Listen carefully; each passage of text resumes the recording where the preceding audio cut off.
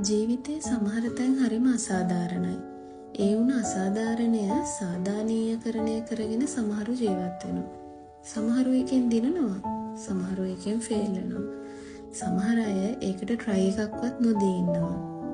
මං ඉන්නේ මේකෙන් මොන ගොඩේද කියලා මම තාමත් හිතනවා.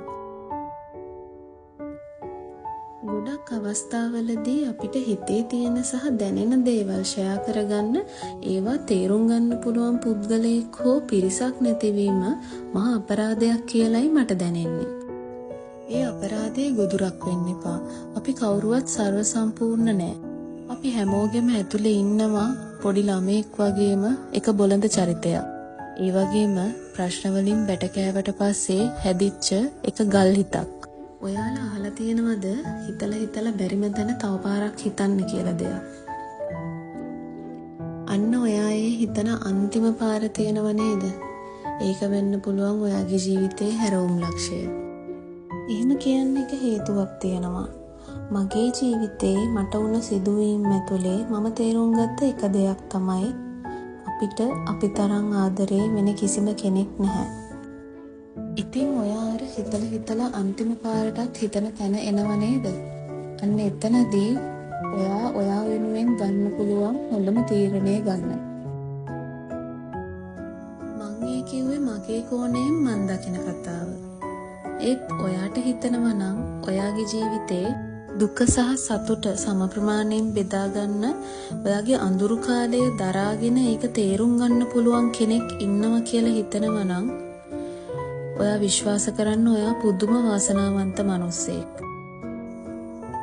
අවාසනාවකට ඒ වාසනාව හැමෝටම නෑ. සමහර අයට දෙයක් Taman ළඟ තියෙනකන් ඒකේ වටිනාකමක් දැනෙන්නේ නෑ.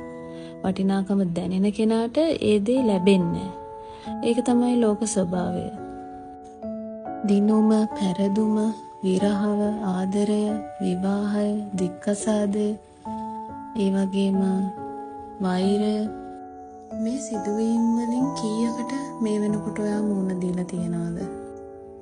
තව කීයක් ඉස්සරහට මූණ දෙන්න තියනවද? ඒක තමයි ඇත්තටම අපි කවුරුවත් දන්නේ නැති දේ. ජීවිතේ කිසිම දෙයක් වෙනුවෙන්වත් පුද්ගලයෙක් වෙනුවෙන්වත් ඔයාගේ පර්සනැලිටි එක බාල්දු කරන්න එපා.